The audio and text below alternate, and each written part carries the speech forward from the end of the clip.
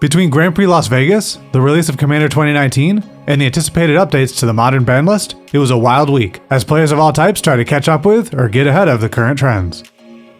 Number 10. Giver of Runes from Modern Horizons. With the Hogak threat in the rearview mirror, Modern is back to more reasonable decks, like the ones that make an infinitely large walking ballista by using Devoted Druid and Vizier of Remedies.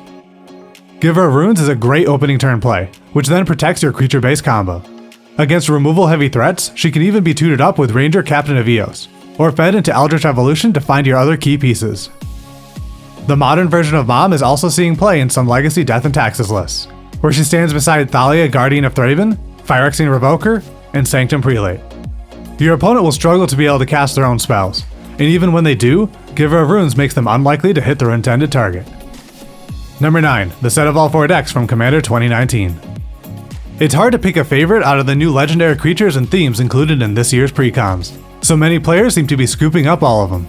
The decks play well against each other, as the Command Zone recently proved in their latest episode of Game Nights, and the Commander's Quarters has covered all sorts of budget upgrade options for anyone who wants to personalize their own build.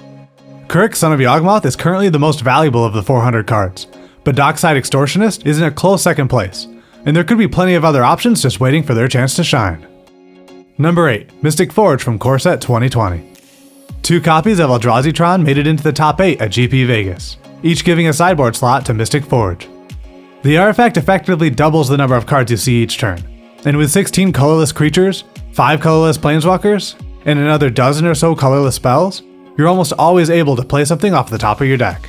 The only downside is that multiple copies of Forge don't stack well, and at 5 mana with no immediate impact on the board, it's a little slow in some matchups.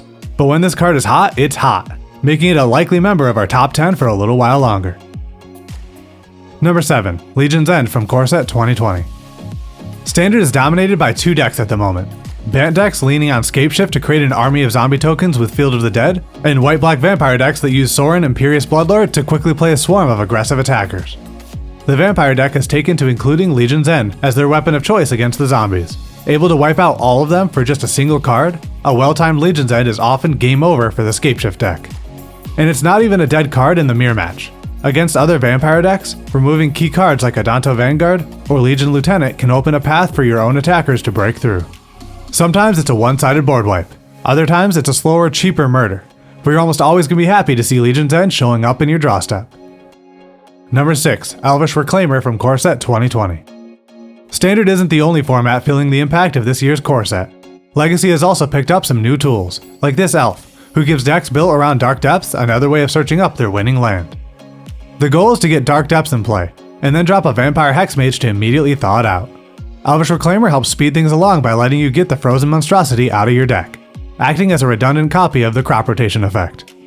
He can also get you Thespian Stage if you happen to have Dark Depths but no Hexmage for it. ElvishReclaimer's 2 toughness also lets it withstand an early ping from Wrenn and 6, another card that's growing popular in the format and is able to kill Dark Confidant, which used to hold the slot in the Dark Depths deck. Number 5. Soul Herder from Modern Horizons. Every color offers creatures with abilities that trigger when they enter the battlefield, but it seems some of the best ones in Modern are clustered in white, blue, and green. This has led to a rise in Bant decks that capitalize on hitting those triggers repeatedly, thanks to Soul Herder. Wall of Blossoms, Icefang Coatl, Coiling Oracle, and Watcher for Tomorrow all keep the cards flowing, but some versions of the deck also have a built-in infinite loop with Eternal Witness and Time Warp. The deck is light on removal, but once you start to flicker your creatures with Ephemerate and Soul Herders, you'll get so far ahead on value that you'll be able to punch through any board state. Remember, Soul Herder gets bigger every time something is exiled, so Path to Exile and Deputy of Detention get to double as pump spells. Now that Hogak and Faithless Looting are banned, players will look for the next most broken thing Modern could give them, and looping infinite turns could be high on that list. Number 4. Chessguys Tendency from Khans of Tarkir. A recurring theme to this week's list is that players were anticipating a ban that would shake up Modern. As it turns out, they were right, with Hogak and Faithless Looting both getting removed from the format Monday morning. So anyone who's already trying to move in on another deck looks pretty smart in hindsight. One way to scratch the itch of doing something you're not supposed to be able to do in this game is by using Chessguys Tendency to draw through your deck, casting cheap cards that replace themselves, and using Ascendancy triggers to untap Birds of Paradise or Sylvan Caryatid. Unearth a discarded Fate Stitcher, and then use it to tap down your opponent's board before attacking with a hugely inflated creature. As far as combo decks go, this one is pretty reliable and hard to stop, though still not quite as busted as the graveyard-based strategies everyone was enjoying up until Monday. Number 3. Villus, Broker of Blood from Core Set 2020. It turns out, the blood this demon wants to broker can come from your opponent if you give him a little help sealing the deal. Amazonian recently streamed a list featuring a 3-card combo in Standard. Play your Villus and then Obnixilis the Hate Twisted. Finally, turn one of your opponent's creatures into a copy of Villus with Metamorphic Alteration. Then pass the turn. They'll draw a card and immediately lose life from the passive ability on Obnixilis. That life loss will then trigger a card draw from Villus, and that card draw triggers life loss, and then the loop repeats until your opponent is dead. It's mana intensive, requires 3 cards, and depends on your opponent having a creature you can enchant, but it's hilarious when it works. Number 2. Archmage's Charm from Modern Horizons. With so many combo decks running around, somebody has to put an end to it, and blue players always seem up to the task. Gabriel Nassif experimented with a greedy big blue deck, and used Archmage's Charm to snatch up opposing 1-drops like Noble Hierarch. He also considered taking a Champion of the Parish, but won without it. Meanwhile, Frank Lepore got his hands dirty with a Sultai Snow Control Brew that also found room for the Baby Cryptic command, and used it to counter key cards or draw 2 fresh ones before doing it again with Snapcaster Mage.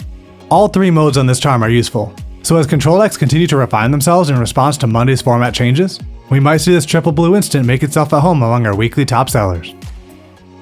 Number 1. Kathas, the Hidden Hand from Core Set 2020. The namesake to a 4-color deck that is all over Standard right now? Kathas is the most important part of this combo, and everyone was looking to pick up their copies after seeing it in action. Kathas and a Diligent Excavator get you started. Target yourself with the Excavator as you play cards like Oath of Kaya, Mox Amber, or Fibblethip, and fill up your graveyard with more legendary cards. Then activate Kathas and start playing those cards out of the graveyard, now targeting your opponent with the Excavator. You'll be able to burn your opponent out with multiple Oath of Kaya, and grind their deck into dust with the Excavator. Tamio can help you search for anything you need while also putting more legendary cards in your graveyard, which feeds Kathas, or lets you use Lazav as an extra copy of the Excavator, or Kathas. It's really hard for opponents to deal with 8 copies of each combo piece, especially when they can be played from your own graveyard. The deck is tricky to pilot and prone to timing out on Magic Arena, as Seth Manfield found out recently. But once you get it rolling, your opponent can't really stop you. That's our list for this week.